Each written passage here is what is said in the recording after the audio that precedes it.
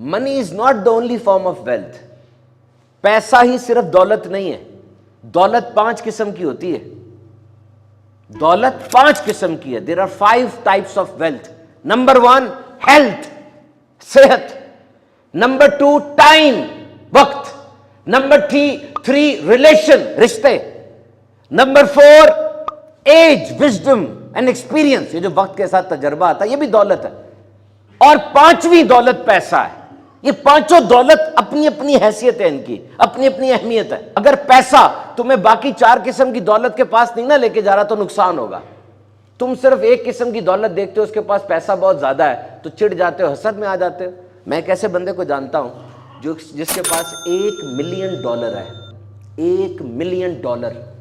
یہ اتنا زیادہ پیسہ ہے کہ وہ چاہے تو دوسرے ملک سے نائی کو بلوا کے اپنے بال کٹوا لے، ہیئر ڈریسر منگوا لے، لیکن وہ نہیں کٹوا سکتا بال، کیونکہ اس کے بال نہیں ہیں. کیوں؟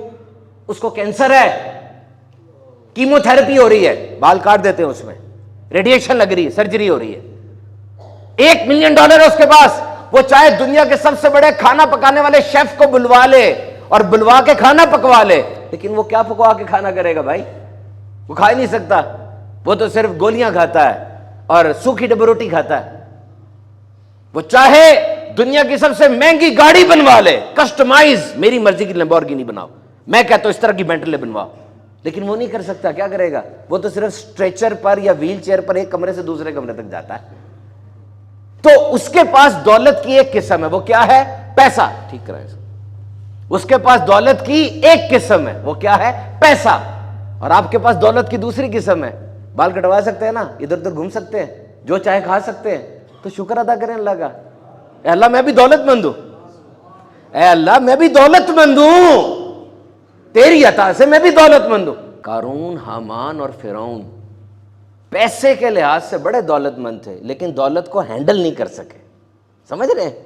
دولت اگر آ گئی نا، ہینڈل نہیں کر سکے. فرعون کے گھوڑوں کی جو کیلیں تھیں نا، سونے کی تھیں، اور اس کی چابیاں 80 اونٹوں میں لد کے آیا کرتی تھی. کیا نتیجہ نکلا؟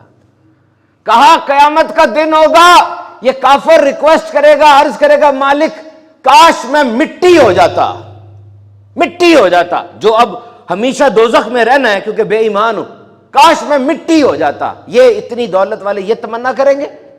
اور ادھر دیکھو، سیدہ کائنات ہے، خاتون جنت ہے، اونٹ کے بالوں کے کپڑے زیب تن کیے ہوئے اور چکی پیس رہی ہیں. امام الانبیاء ہیں. آفر یہ کہ یا پیارے یہ مکے کے پہاڑ ہم سونے کے بنا دیں گے، تیرے ساتھ چلیں گے. اور حالت کیا ہے؟ کھجور کی چٹائی پہ آرام فرما رہے ہیں اور کندھے مبارک کے اس طرف نا نشان پڑ گئے. صحابی آ کے دیکھتے رو پڑتے ہیں. حضور فرماتے ہیں یہ بہتر نہیں کہ ان کے لیے، کفار کے لیے، کیسر و کسرہ کے لیے دنیا کی نعمتیں ہوں اور ہمارے لیے آخرت کی نعمتیں ہوں.